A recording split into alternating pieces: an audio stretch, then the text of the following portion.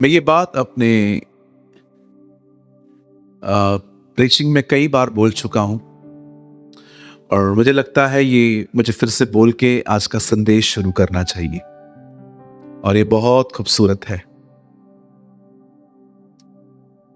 आप जानते हैं हमारी बाइबल में बहुत सारे युद्धों का जिक्र है,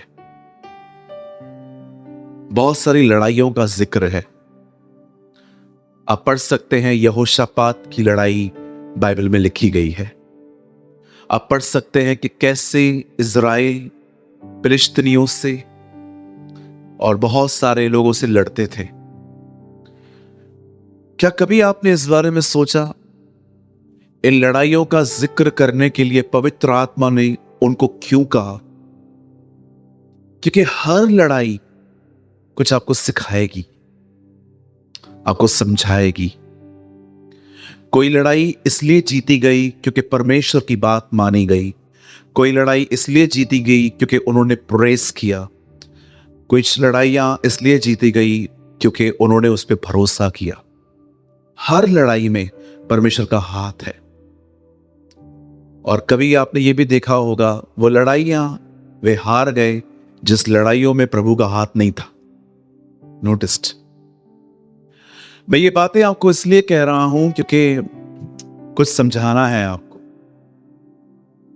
जब पुराने नियम के राजा और किंग्स जब युद्ध करने के लिए जाते थे तो वे हमेशा घोड़ों पर बैठकर अपने हाथ में तलवारों को लेकर और एक लंबी चौड़ी सेना के साथ लड़ने के लिए जाते थे। आप जानते हैं लोगों को मारकर वे अपने देशों में शांति स्थापित करते थे। जैसे दाऊद ने गोलियत को मारा, बहुत सारे लोगों को उसने खत्म किया। पर क्या आप जानते हैं जब आप नए नियम में आते हैं आपको वहां पर एक भी युद्ध का जिक्र नहीं मिलेगा। Not a single. आप जब नए नियम में आएंगे आपको एक भी लड़ाई का जिक्र नहीं मिलेगा। आपको मिलेगा कि यीशु लोगों में से दुष्ट आत्माएं निकाल रहा था। आपको मिलेगा यीशु लोगों को चंगा कर रहा था। आपको मिलेगा यीशु मसीह परमेश्वर की बादशाहत की बातें कर रहा था। और जब फाइनली उसके मरने का समय आया तब वो एक ऐसे जानवर पर बैठा जो जानवर कभी लड़ाई के लिए इस्तेमाल नहीं किया जाता, गधा। आपने कुत्तों को लड़ते हुए देखा होगा, आपने बिल्लियों को लड़ते हुए देखा होगा, आपने कभी गधों को लड़ते हुए नहीं देखा होगा। क्योंकि गधा बहुत शांति, बहुत ही पीसफुल एनिमल है। आप कभी नहीं देखोगे उसको कि कोई उसके ऊपर वजन रखे और वो ऐसे ऐसे ऐसे करे। नेवर। जितना रखो वो कैरी कर लेता है। और यीशु एक ऐसे जानवर पर बैठकर यरूशलेम जाता है और उसके बाद आप जानते हैं अपनी मिनिस्ट्री में प्रभु हमेशा जब भी यरूशलेम गए विजिट करके चले आए थे। लेकिन जिस रात वो यरूशलेम में रहा उसी रात वो अरेस्ट हुआ, उसी रात वो पकड़वाया गया। और जब उसको पकड़ के वो लोग उससे ले गए उसके बाद उन्होंने उसको बलिदान किया। आप में से कितने लोगों ने इस बात को नोटिस किया? पुराने नियम के राजा फतेह हासिल करते थे लोगों को खत्म करके, पर हमारे राजा ने सारी शांति स्थापित की खुद को देकर। That's our king. उसने किसी को भी नहीं मारा, उसने अपनी जिंदगी ली ताकि सब जगहों पे शांति हो। और मैं आपको एक गुड न्यूज देना चाहता हूं। वो जो राजा जो हमारे बीच में आया था वो दोबारा हमारे बीच में आने वाला है। Our king is coming। मैं आप में से हर एक को कहना चाहता हूं जो लोग तैयार हैं, आपके लिए गुड न्यूज है, वो आ रहा है। और आप में से जो लोग तैयार नहीं है आपके लिए बैड न्यूज है, वो आ रहा है। You know, if you are ready, this is the good news. If not, this is a bad news. आप जानते हैं आज लोगों को तैयारी से ज्यादा इंफॉर्मेशन में ज्यादा वो टाइम बिताते हैं। कई लोग मुझसे पूछते हैं ब्रदर एंटी क्राइस्ट कब आएगा? I really don't know. मैं बिल्कुल नहीं जानता उसके बारे में, वो कौन है, कब आएगा, और मैं जानना भी नहीं चाहता हूं। क्यों ब्रदर? क्योंकि जब वो आएगा मैं नहीं रहूंगा। जिसको रहना है वो भले जान लीजिए। कई लोग कहते हैं ब्रदर वो चिप कहां लगेगा? ले आ, मैं लगा देता हूं। मैं लीस्ट इंटरेस्टेड हूं इन चीजों के अंदर। इवन बाइबल भी इन चीजों को बरोबर एक्सप्लेन नहीं करती। आप पढ़ के देखिए, लिखा है जब तुम उस गणित वस्तु को देखो, लिखा है पाठक खुद समझे। ये तो ब्रैकेट में लिखा है वहां पर, जब वो मगलू चीज आएगी पढ़ने वाला खुद जाने। बाइबल भी मैं एक बात समझ नहीं पाता हूं। बाइबल जिन चीजों को एक्सप्लेन करती है उन चीजों को हम क्यों नहीं समझ पाते? हम वो चीजें क्यों समझना चाहते हैं जिसके लिए वो एक्सप्लेन नहीं करती? बाइबल रिवील करती है कि तुम इन चीजों को जानने की कोशिश न करो वो कब आएगा, लेकिन तुम्हें हमेशा तैयार रहना चाहिए। बाइबल तैयारी के बारे में बात करती है, न कि उसके बारे में हर लीस्ट इंफॉर्मेशन जानने के लिए। मैंने देखा है कई लोग जिनके पास बहुत अच्छा ज्ञान है प्रभु के आने के बारे में, और मैं आपको ऑनेस्टली कहता हूं ये बिल्कुल गलत नहीं है कि अगर आपको उसकी हर इंफॉर्मेशन पता है कि वो कब आएगा। गुड, गॉड ब्लेस यू, मैं खुश हूं, एटलीस्ट आप प्रभु में व्यस्त हो। लेकिन सर इससे भी ज्यादा इंपॉर्टेंट है उसके आने के लिए तैयार रहना। That's most important. आज मैं उसके आने के बारे में और उसकी तैयारी के बारे में कुछ बात करना चाहता हूं, और बिलीव मी ये बहुत सीरियस थिंग है। आप जानते हैं एक ऐसा टाइम आने वाला है जब when we will taken up, हम जब उठा लिए जाएंगे। आप जानते हैं कोविड में एक आदमी ने मुंबई में क्या किया? आप सुन के हैरान हो सकते हो, ऐसा भी होता है? यस सर, ऐसा भी होता है। एक आदमी ने कोविड को देख देख के उसके अंदर ऐसा डर आ गया, वो एक अस्पताल में गया, उसने 10 लाख रुपए वहां पर जमा करवाए, और उसने कहा जब कभी मुझे कोविड हो मेरे लिए बैट रखना। ये 10 लाख एडवांस है, क्योंकि हम उस शहर से हैं जिसको कोविड ने सबसे ज्यादा डैमेज किया था, मुंबई। हमारे घर घर में मौतें हुई, मेरा जवान भाई मरा, घर घर में मौतें हुई। तब लोग इतने डरे हुए थे, सहमे हुए थे, इंजेक्शन नहीं मिल रही है, ऑक्सीजन नहीं मिल रही है, बेड नहीं मिल रहा है। एक बूढ़े अंकल ने 10 लाख रुपए जमा करवाए और कहा जब कभी मुझे कोविड होगी प्लीज मुझे बेड, ऑक्सीजन सब चाहिए, ये रख लो, ये एडवांस है। आप जानते हैं ये टाइम है, लोग मरना नहीं चाहते, हर कोई जिंदा रहना चाहता है। लेकिन मैं आपको डराने के लिए नहीं कह रहा हूं, I am telling you the truth. एक बार प्रभु आके चले गए, बाइबल बताती है उसके बाद लोग जीना नहीं चाहेंगे।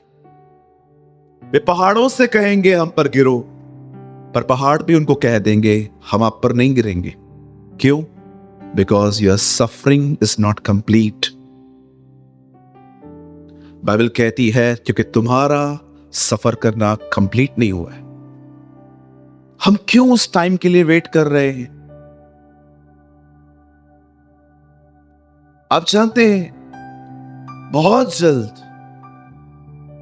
जल्द जो लोग रह जाएंगे, जब वो सुबह सुबह उठेंगे और अपनी टीवी ऑन करेंगे, उनको पहली खबर मिलेगी दुनिया से करोड़ों लोग गायब हो चुके हैं। और हर कोई सोचेगा हुआ क्या है, तब बाद में पता चलेगा यीशु आके चला गया है। यू नो, ये होने वाला है। कुछ लोग अभी भी बैठ के सोचते होंगे मिथ, दैट इज मिथ, काल्पनिक बातें। ऐसा होता है क्या कभी? जी बिल्कुल, नोहा के समय में भी यही होता था। वो बोट बना रहा था, लोगों से बात कर रहा था, सबको लग रहा था पिया हुआ है। लगता है इसको, इन हमारे जमाने में बेचारे कुछ बूढ़े लोगों को ऐसे लोग कमेंट करते, बुढ़ा सठिया गया है। बैड वर्ड्स जो कभी यूज नहीं करने चाहिए हमें। लोग उसके बारे में ऐसे बोलते होंगे, अरे पागल है यार, बोर्ड बना रहा है, बारिश आने वाली है। बारिश होती क्या है? मीनिंग क्या है बारिश का? क्योंकि पहले के दिनों में कभी बारिश हुई ही नहीं थी। उन दिनों में ओस समझते? ओस, ठंड में लोहे की चीजों को आप टच करके देखो, वो गीली होती है, जिसे कहते हैं ओस। पहले के दिनों में ओस पड़ती थी, उससे जमीन सींचती थी। अब एक नया संदेश आया है, ऊपर से बारिश आने वाली है, वो बिलीव ही नहीं करते थे। हम जब बिलीव करते हैं कि एक दिन आने वाला है जब हम एक आवाज सुनेंगे, ऊपर देखेंगे, बादलों पर एक व्यक्ति आएगा, लोग कहते हैं ऐसे होता है क्या?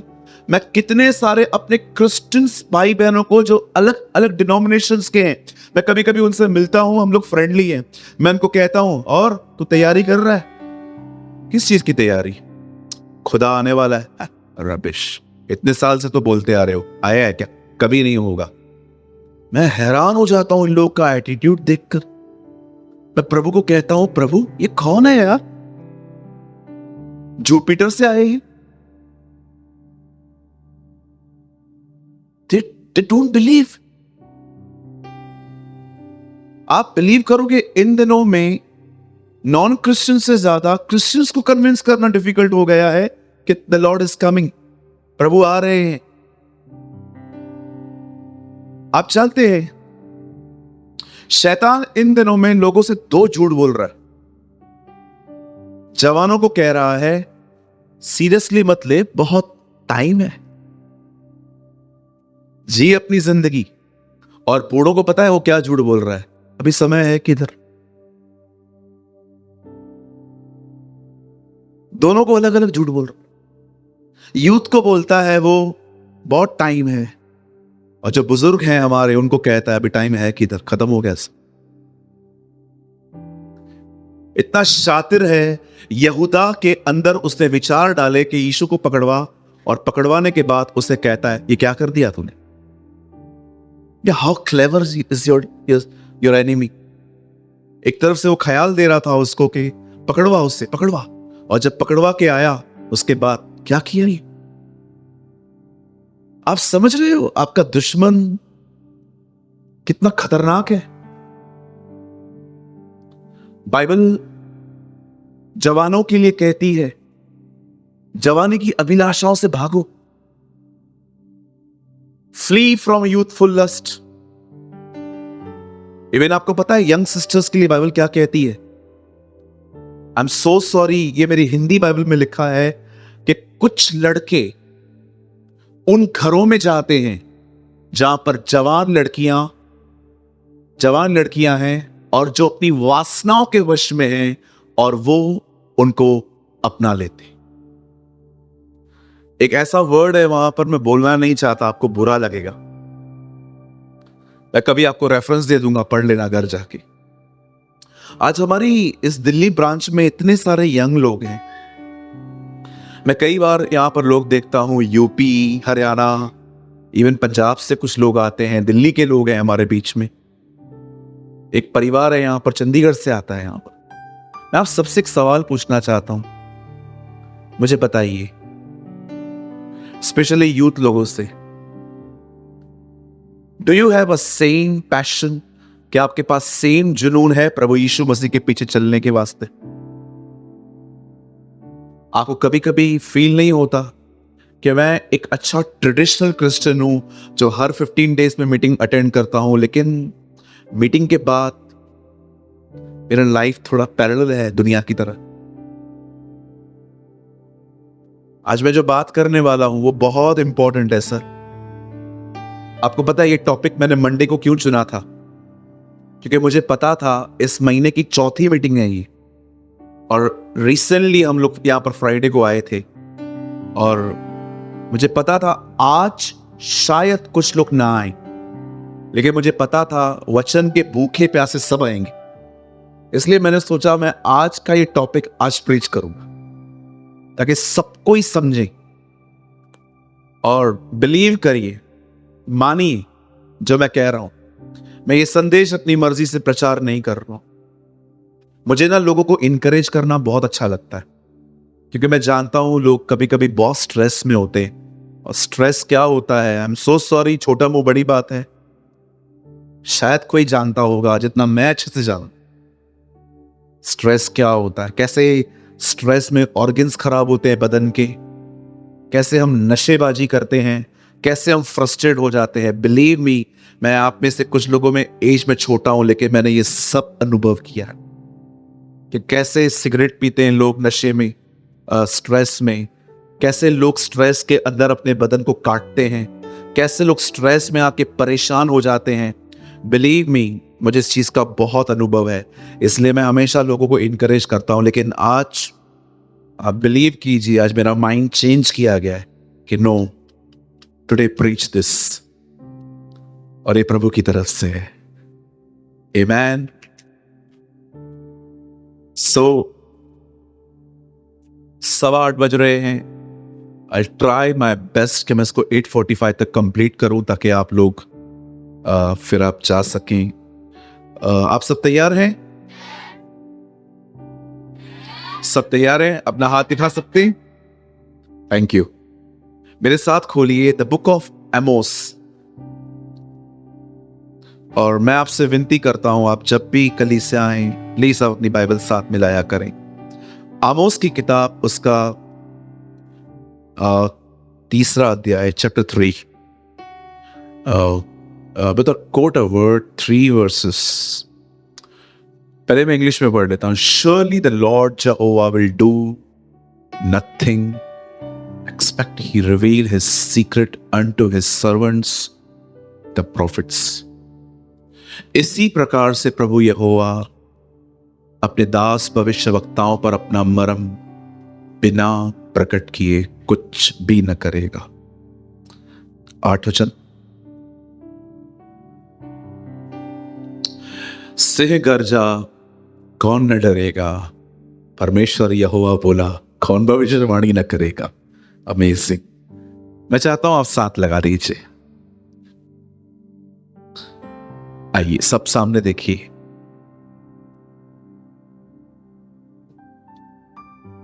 आमोस एक नबी था। He was a prophet of God.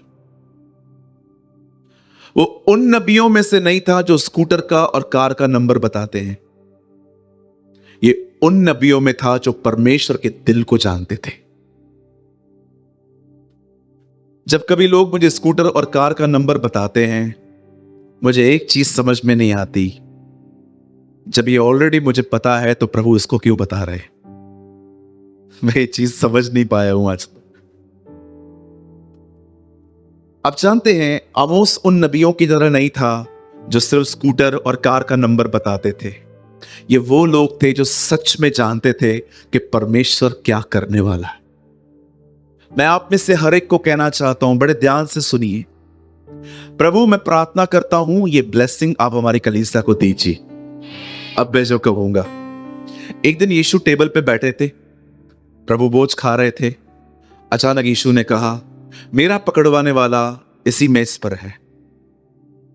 आपको पता है, यूहन्ना बहुत फ्रेंडली वे में ऐसे यीशु की छाती की तरफ लेटकर, कभी कभी किसी ने ऐसा किया था बचपन में या अभी भी? मां सोई हुई है, आप उसके पेट पे सो गए। कोई है यहां पर? मम्मी सोई हुई है, आप भी उसके पेट पे सो गए। मैंने कितनी बार अपनी मां के पेट को तकिया बनाया था। हाँ बिल्कुल, इवन मैं अभी भी करता हूं कभी कभी। या मां से खूबसूरत कोई होता है क्या? आपकी मां अलग है, हमारी मां बड़ी खतरनाक है। ऐसा कुछ भी नहीं है जी। पेरेंट्स तब तक ही अच्छे लगते हैं जब तक वो लाइफ में इंटरफेयर नहीं करते। जब वो आपको सलाह देना शुरू कर देते हैं, समझो आप एक आंटी हो और आपकी गर्ल है और आप देख रहे हो लड़कों के साथ बहुत फ्रेंडली हो रही है और आप उसको कह रहे हो ऐसे न कर। माँ, मुझे एक बात बताइए, वो गलत क्या बोल रही है आप? अगर वो कहती है फोन कम यूज कर, तो उसमें गलत क्या है? अगर वो आपको कह रही है लेट नाइट मत जाग, ज्यादा सो जा, क्या गलत बोल रही है वो? किसी ने कहा लड़कियां तब तक ही दहेज का विरोध करती हैं जब तक वो सांस न बन जाए।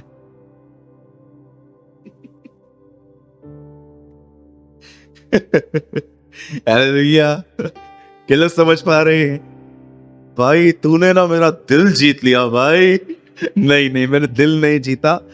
मुझे ना सच्चाइयां बताना जरूरी है। लोग अपने पाखंडीपन को पहचाने तो बहुत अच्छा रहता है वो।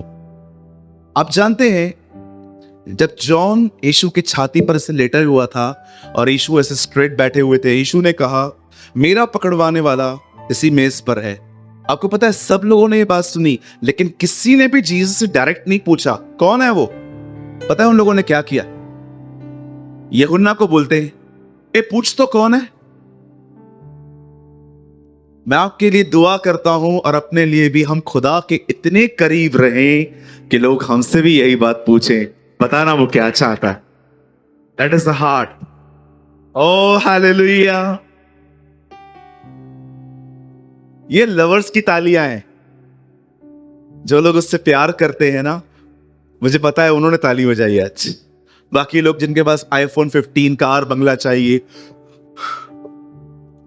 बैठे रहो चीप ब्लेसिंग्स के साथ, हम तो उससे पाएंगे। Listen to me. इस दुनिया में उससे, उसकी करीबी से बड़ी कोई आशीष है क्या? Nothing. We love a person more than gifts. हम उस व्यक्ति के वरदानों से उससे प्यार करते हैं ज्यादा। आमीन। अब देखिए, पुराने नियम के जो प्रॉफिट्स थे, जो नबी थे, वे परमेश्वर के दिल को जानते थे। न केवल वो सिर्फ लोगों को पहचानते थे। आप बचपन से इतने सयाने हो सकते हो कि आप विदाउट होली स्पिरिट भी बहुत सारे लोगों को जान सकते हो। आज देखिए दुनिया में ऐसे बहुत से लोग हैं जिनके पास पवित्र आत्मा नहीं है, लेकिन फिर भी वो बहुत सारी चीजें माइंड रीड कर लेते हैं। It's not a big thing. ये कोई बड़ी बात नहीं है। परमेश्वर के दिल को जानना बगैर पवित्र आत्मा के नहीं हो सकता। यीशु ने कहा पवित्र आत्मा आएगा और वो बातें जो मेरे और पिता के बीच में है वो तुम्हें बताएगा। आमीन। अब देखिए यहां पर लिखा है परमेश्वर कभी भी कोई भी काम बगैर भविष्यवक्ता अपने दासों को बगैर बताए नहीं करेगा। जब परमेश्वर ने देखा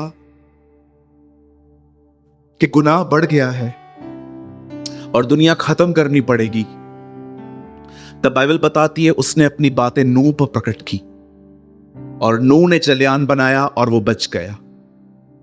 इवन बाइबल बताती है जब सदोम और अमोरा नाश करना था, तब भी परमेश्वर ने अपनी चीजें अब्राहम और लूत पर रिवील की ताकि ये बचे। आप में से कितने लोगों ने यह बात नोटिस की, जब परमेश्वर मूसा को कहता है फिरौन के पास जा, तो परमेश्वर यह भी कहता है तू जा, लेकिन वो तेरी सुनेगा नहीं। Read it. होता है तुझे भेज तो रहा हूं, लेकिन मैं तुझे बता देता हूं वो तेरी नहीं सुनेगा, लेकिन तू जाते रहना। हर वो चीज जो होने वाली थी खुदा ने उन्हें बताई। पर क्या आप ये बात जानते हो, सीजन्स बदलती हैं, सीजन्स चेंज होती हैं। एक टाइम था जब परमेश्वर ने अलाउ किया था कि फेथ के ऊपर बहुत प्रीचिंग हो। एक टाइम था जब परमेश्वर ने अलाउ किया था कि रिपेंटेंस प्रीच हो बहुत ज्यादा। एक टाइम था जब परमेश्वर ने विलियम बूथ को खड़ा किया, पूरी दुनिया में बैप्टिज्म ऑफ होली स्पिरिट का डॉक्ट्रिन वापस लेकर आए। आप जानते हो 18 में 18वीं सदी में पवित्र आत्मा का बपतिस्मा प्रचार होना लगभग बंद हो चुका था। कोई प्रचार नहीं करता था। God's God raised a man called William Booth. उसने स्टैंड लिया और प्रचार करना शुरू किया। आप देखिए 15वीं सदी में जस्टिफिकेशन बाय फेथ बंद हो गया था। God raised a man called Martin Luther. परमेश्वर ने उसे खड़ा किया ताकि वो विश्वास के द्वारा धर्मी कैसे ठहरा जाता है वो इसको बताए। और आप जानते हो आज 24वीं सदी 2024 में आपको पता है परमेश्वर क्या रिवील करना चाहता है? एक ही चीज। अब हर कोई परमेश्वर की तरफ से जो रहेगा ना, मैं आपको बताना चाहता हूं, आप कैसे पहचानोगे कि यार सच में he is a man who sent by God. मैं आपको एक चीज दिखाना चाहता हूं। मैं चाहता हूं आप बाइबल को मत खोलिएगा, आप सिर्फ इस टीवी पे देखिए। बदर एक वर्ड कोट कीजिए, यूहन्ना 1 अध्याय। आप बाइबल मत खोलिएगा, सिर्फ यहां देखिए। यूहन्ना 1 अध्याय 6 वचन। देखिए यहां पर क्या लिखा है, 1:6 जॉन। एक मनुष्य परमेश्वर की ओर से उपस्थित हुआ। आपको मैं बताना चाहता हूं, बहुत कम लोग हैं इन दिनों में जो खुदा के द्वारा भेजे गए हैं। A man who sent by God. बहुत से लोगों ने किसी को देखकर मिनिस्ट्री स्टार्ट की है। बहुत से लोगों ने, वो कर रहा है, मैं भी करेगा। कॉलिंग है, हेलो, कॉलिंग है उसका। गॉस्पेल सब बता सकते हैं, वर्शिप सब कर सकते हैं, अन्य भाषा सब बोल सकते हैं। खुदा अगर आपको देगा, चर्च थोड़ी सब स्टार्ट कर सकते हैं। उसके लिए कॉल चाहिए। चलो आपको लगता है ना ब्रदर आप अपनी बातें कर रहे हो, आप लोग मत खोलो, सिर्फ यहां पर देखो। ब्रदर एक वर्ड लगाइए, 1:1 गिलातियो। शुक्र है इन दिनों में थोड़े वचन के नंबर भी याद पड़ रहे हैं। अब 1:1 पौलुस की ओर से, जो मनुष्य की ओर से, न मनुष्यों के द्वारा, वरन प्रभु यीशु मसीह और परमेश्वर के द्वारा जिसने उसको मरे हुए में से जिलाया, प्रेरित है। Not by man, not through man. वो कहता है न किसी मनुष्य के द्वारा, न मनुष्यों की ओर से। बोलता है मुझे किसी ने तैयार नहीं किया।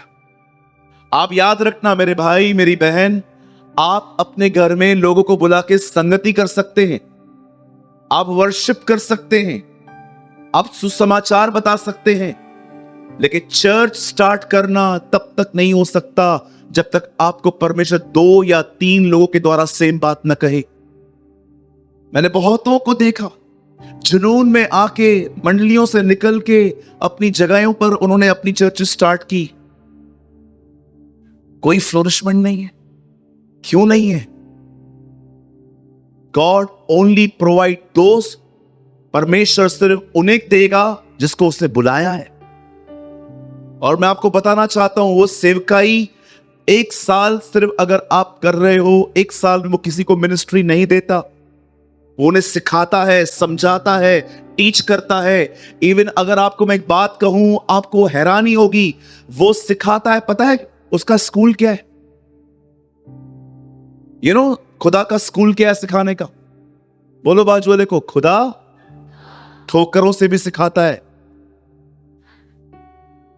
यार अमेजिंग बात है, एक लड़का गोफन से गोलियत को मार रहा है, लेकिन शाऊल के डर के मारे छुपता जा रहा है। वो एक चीज जानता था, दुश्मन से लड़ने के लिए खुदा मेरा साथ देगा, अपनों से लड़ने के लिए खुदा मेरा साथ कभी नहीं देगा। No one thing. इधर अपने अपनों से ही लड़ते। कितने चर्चेस में मैं आपको दिखाऊं, इवन मेरी चर्च भी कोई छुपी हुई नहीं है। सेल्फ इश्यूज समझते।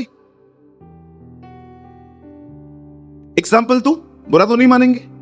समझो आप इस चर्च के अंदर आते हो और आपका हमेशा सीट सेम रहता है, उधर ही बैठते हो। और जैसे आप आए,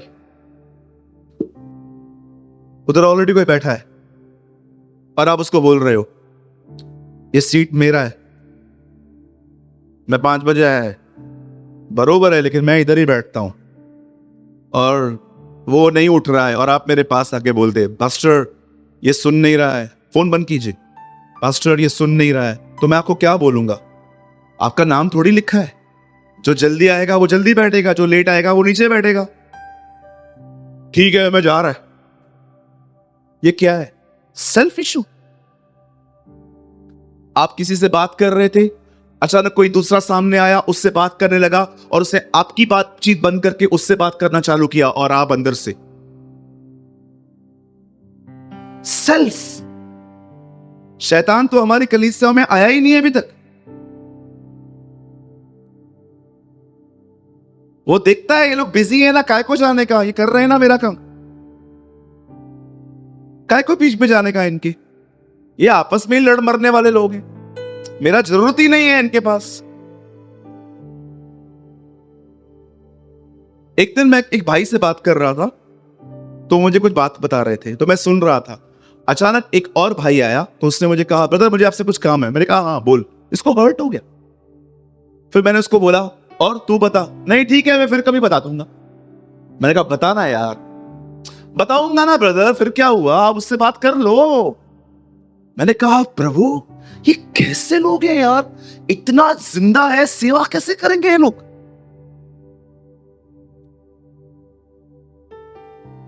इतना हर्ट होता है। इवन कभी कभी तो पता है, हर्ट होने के बाद एक्टिंग करते कुछ नहीं हुआ। ये तू ऐसा किया ना, इसमें से भी मैं समझ गया यू हर्ट।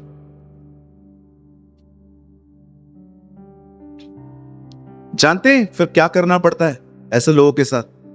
गैप बनानी पड़ती है। ऐसा प्रेजेंट करना पड़ता है खुद को कि मैं तेरे साथ भी हूं पर अंदर से नहीं हूं। क्या करूं? क्योंकि मैं जानता हूं अगर मैं इनके साथ रहा ये कड़वे हो जाएंगे। Because they are babies, not the spiritual giants. कई जगहों पे शैतान बाहर च्युइंगम खा के खड़ा रहता है। दुष्ट आत्मा उसको बोलती है चले अंदर, जरूरत ही नहीं है। क्यों? बिजी हैं लोग, इनका मीटिंग चल रहा है अंदर। Self issues. मैं आपको यीशु मसीह नासरी के नाम से कहता हूं, यह विजय परमेश्वर ने मुझे दी है। आपकी जब शादी हो ना, आप मुझे कार्ड मत देना। आपके घर में जब फंक्शन हो तो कृपया आप मुझे मत बुलाना। विश्वास करिए मुझे हर्ट नहीं होता। हर्ट उन्हें होता है जिनका दिल उनके पास है। मेरा दिल मेरे पास नहीं है, यीशु के पास है।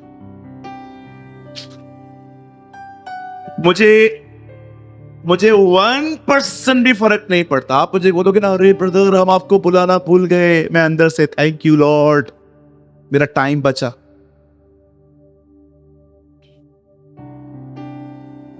कितने लोगों को मैंने देखा है, अगर उनको प्रॉपर अटेंशन न मिले, प्रॉपर उनके पर ध्यान न दिया जाए। एक दिन मुझसे गलती हुई, मैं ना इसको बोलता हूं ये मेरी प्योर गलती है। एक चर्च में भाई आए, उन्होंने कहा brother I came from Nashik से आया हूं। मैंने कहा यस सर, बताइए क्या सेवा है मेरे लिए, बात करनी है आपसे, आप कभी मिल सकते हैं। मैंने कहा ब्रदर लंबी बात है? बोला हाँ 15 मिनट चाहिए। मैंने कहा आप एक काम करिए, आप प्लीज यहां खड़े रहिए, बैठ जाइए, मैं लोगों को जल्दी अटेंड करता हूं, विश करके फिर मैं आपके पास आ जाता हूं। एक लंबी कतार थी, संडे का दिन था, 30-35 लोग खड़े थे मुझसे मिलने के लिए। किसको ऑफरिंग देनी थी, किसी का बर्थडे था, चॉकलेट देना था, कोई मुझसे ऐसे ही मिलने आ गया था, कोई ऐसे भी थे जो बड़ी उनकी इच्छा होती है कि मैं उनके सर पे हाथ रखूं। अलग अलग तरह के, और मैं गलत नहीं मानता, उन बेचारों का प्रेम है। अब इनको पटाते पटाते 35 से 40 मिनट निकल गए और ये बंदा उधर खड़ा है। अब मैं आपको बताना चाहता हूं, मुझसे गलती हो गई, मैं उससे मिलना भूल गया, मैं चला गया। चला जाने के बाद वो भी चला गया, और जब मुझे ये याद पड़ा कि एक भाई वहां खड़ा है, आप बिलीव करो मैं ऑफिस पहुंच गया था, मैं ऑफिस से वापस आया और मैंने एक भाई से पूछा यार वो ब्रदर कहां है? बोला वो तो चले गए। और जब वो चले गए, जब वो नासिक पहुंचे, उन्होंने एक लव लेटर लिखा मुझे, और ये लव लेटर उन्होंने व्हाट्सएप पे लिखा। मुझे बाद में एडमिन ने बताया, बोला ब्रदर ये लव लेटर है, पढ़ लो। उसमें लिखा था, बहुत बड़े हो गए हो तुम लोग। मैं समझा, 35 मिनट खड़ा करने के बाद भी तुम नहीं मिलते। तुमसे मिलने से ज्यादा आसान तो जीसस से मिलना है। ऐसे ऐसे ताने, मतलब मैं समझ नहीं पा रहा था कि ये मर्द है कि औरत है। सुनिए, ऐसे ऐसे ताने, ऐसे ऐसे ताने। मैं सोच रहा था क्लासेस लेके आया ये, इतनी अच्छी ट्यूशन। मैंने उसको बड़ी नम्रता के साथ लिख के भेजा।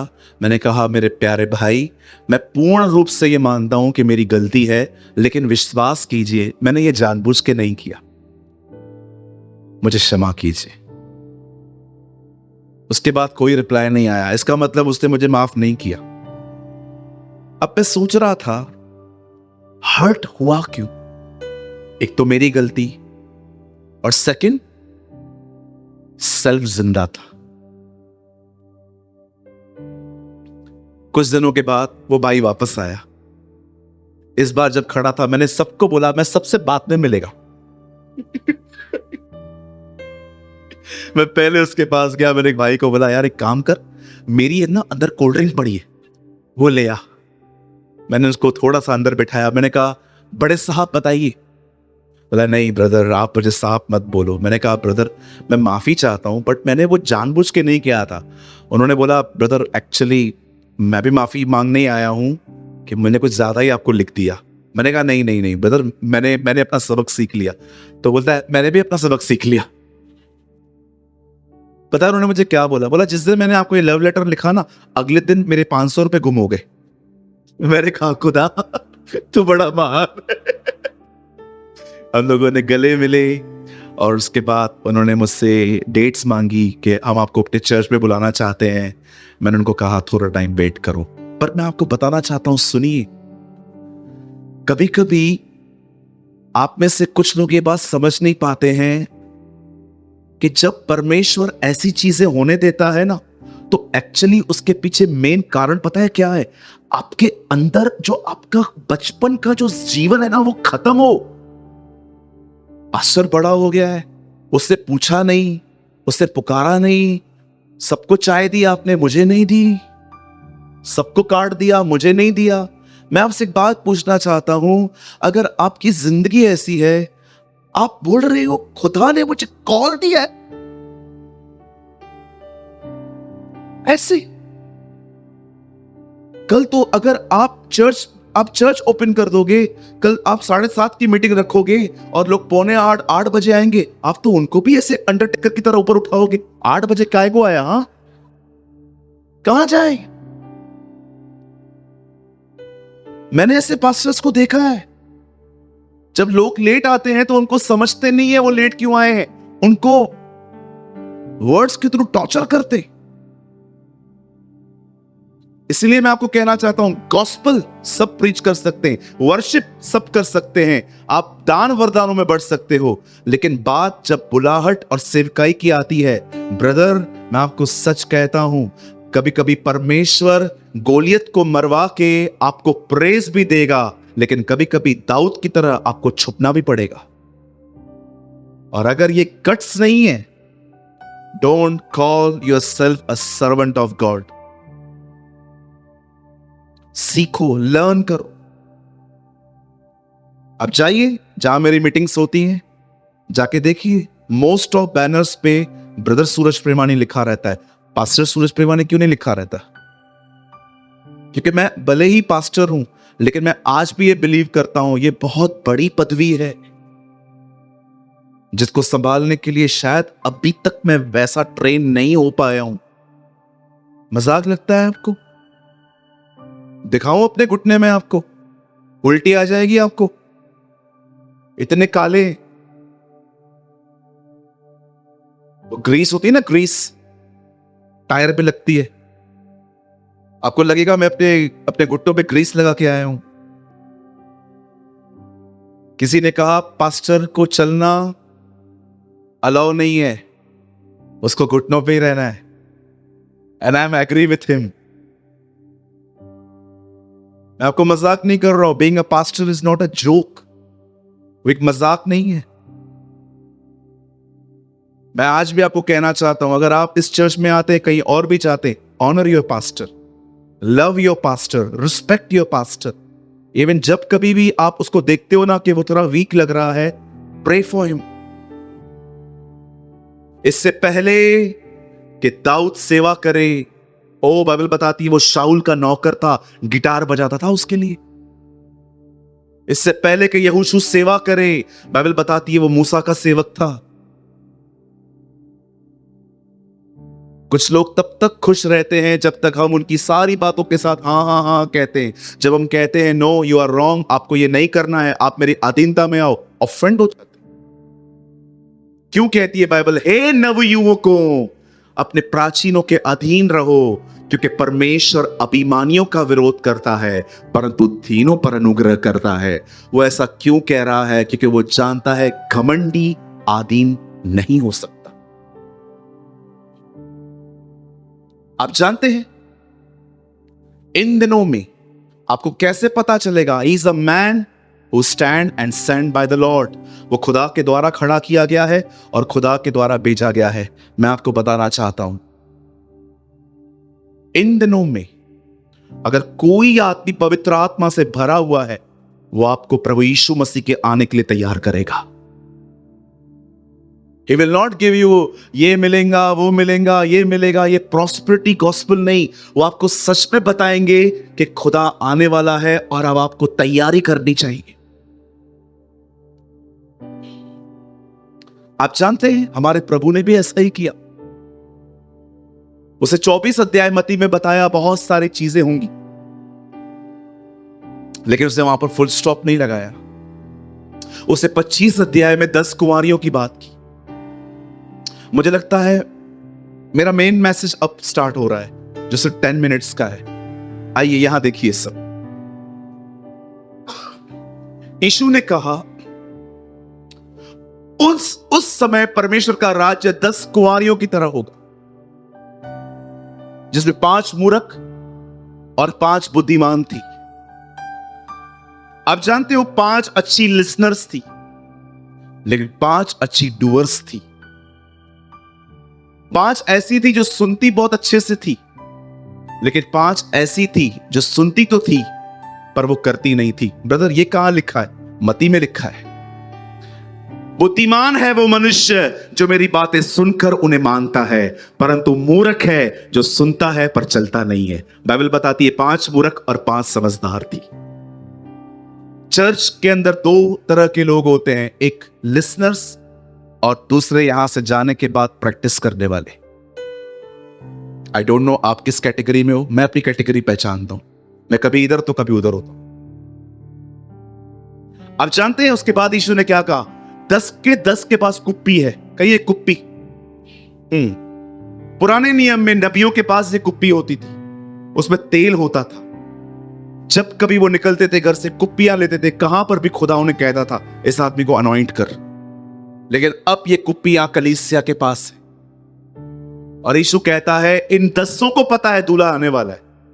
और जब आधी रात को धूम मची, नगारे बजे, डोल बजे और सबने देखा वो आ गया है, तब बाइबल बताती है 5 जो थी वो तैयार थी, वो चली गई, लेकिन 5 ऐसी थी जो रह गई।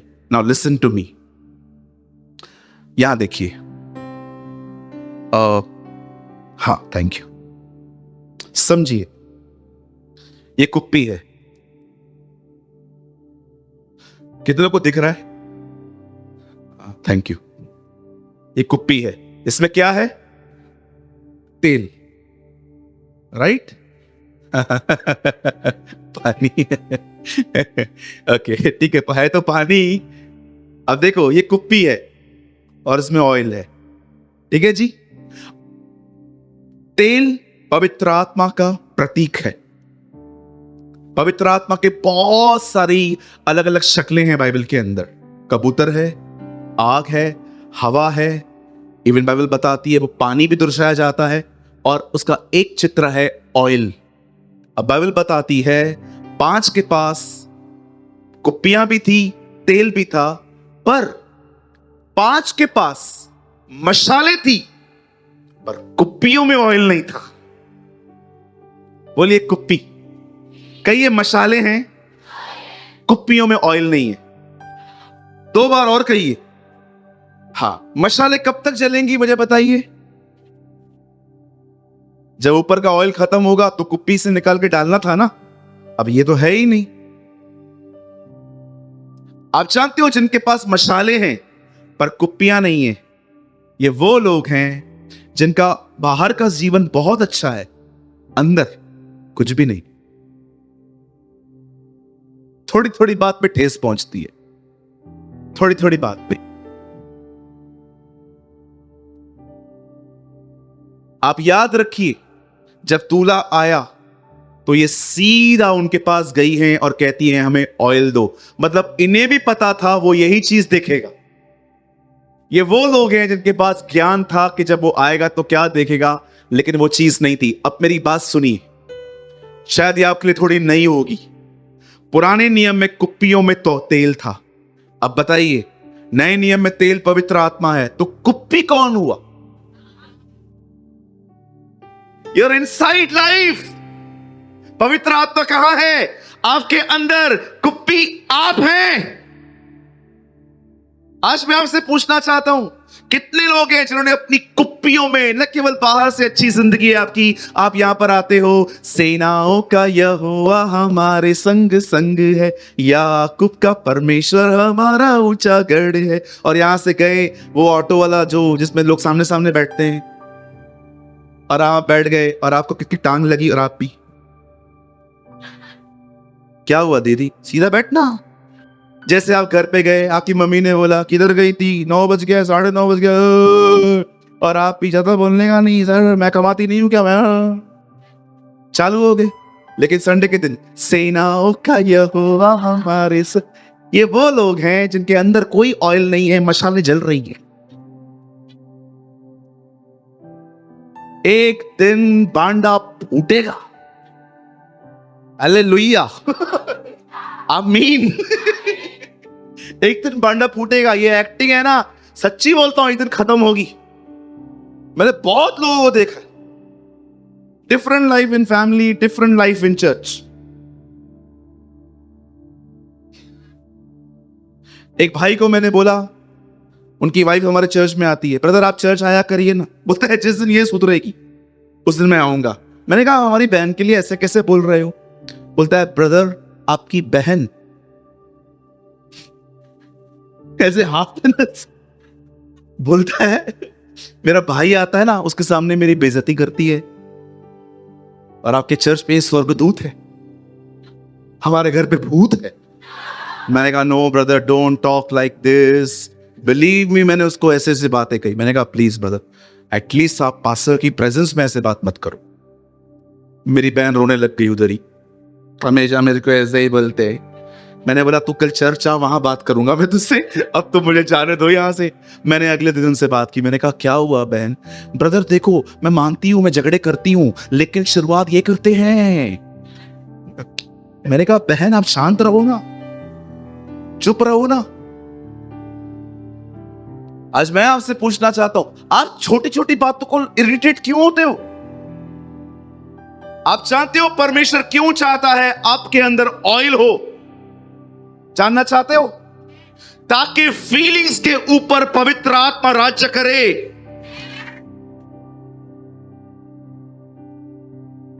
इस दुनिया में शैतान से भी ज्यादा झूठ आपकी फीलिंग्स बोलती हैं। Believe me, feelings are the greatest liars. कल कोई सामने वाला, आप बिलीव करो, आप कुछ गलत करके आओगे ना, आप किसके सामने खड़े रहोगे और वो बात नहीं करेगा ना, आपकी फीलिंग आपको पता है क्या करेगी? लगता है तेरा गुनाह इसको पता चला है। ये कौन बोल रहा है? फीलिंग्स। आप किसी को फोन करते हैं, वो नहीं उठाता है, आपको तीसरी बार अंदर से फील होता है अभी नहीं करूंगा मैं, खुद ही करे तो करे। कौन बोल रहा है? फीलिंग्स। क्यों खुदा ने कहा तुम्हारी कुप्पियां तेल से भरी हो? क्योंकि वो जानता है जो आत्मा से भरा हुआ नहीं है उसकी फीलिंग्स उसे बर्बाद कर देंगी। क्यों लोग बार बार बार बार बार बार एक affair, 2 affair, 3 affair, 4 affair, 5 affair, अरे बंद ही नहीं हो रहा है इसका। क्यों नहीं हो रहा है? बिकॉज आप इमोशनल हो और डेविल आपकी फीलिंग्स को यूज करता है आपको गिराने के लिए। इसीलिए पॉल कहता है जो शरीर के अनुसार जीते हैं वे कभी उसके बेटे और बेटियां कहलाए नहीं जा सकते। केवल आत्मा से चला हुआ व्यक्ति ही उसके बेटे और बेटियां कहलाई जाती है। Who is leading you? कभी आपने सोचा भी है ब्रदर प्रेमानी, ये इस वचन की मुझे सबसे ज्यादा जरूरत थी, बिकॉज मैं सेकंड्स में ऑफेंड होता हूं, मैं सेकंड में अपसेट हो जाता हूं, मुझे इज्जत नहीं मिलती है, मेरा दिमाग चलता रहता है। कभी आपने सोचा है कौन आपकी फीलिंग को कंट्रोल कर रहा है?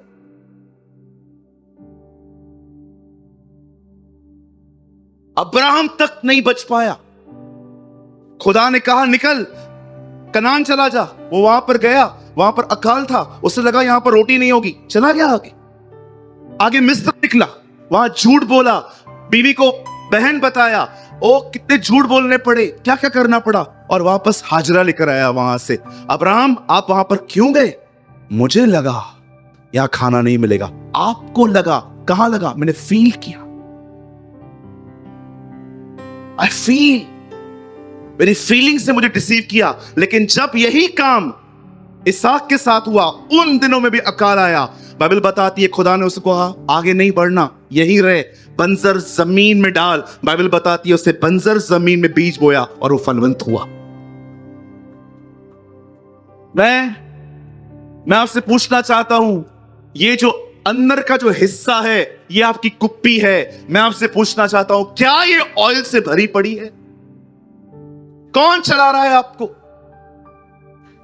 कभी आपने सोचा है ब्रदर एक्टिंग भरी जिंदगी बची है मेरी, बस सबसे सामने बस स्माइल करो, हंसो, everything okay okay okay, but मैं जानता हूं मेरे भाई, मैं अंदर से ओके नहीं हूं, आई एम डिफरेंट। मैं आप में से हर एक को एक चुनौती देता हूं। आज मैं आपके सामने एक चैलेंज रखता हूं। अगर आप पवित्र आत्मा से परिपूर्ण होना चाहते हैं, प्रार्थना बंद करो,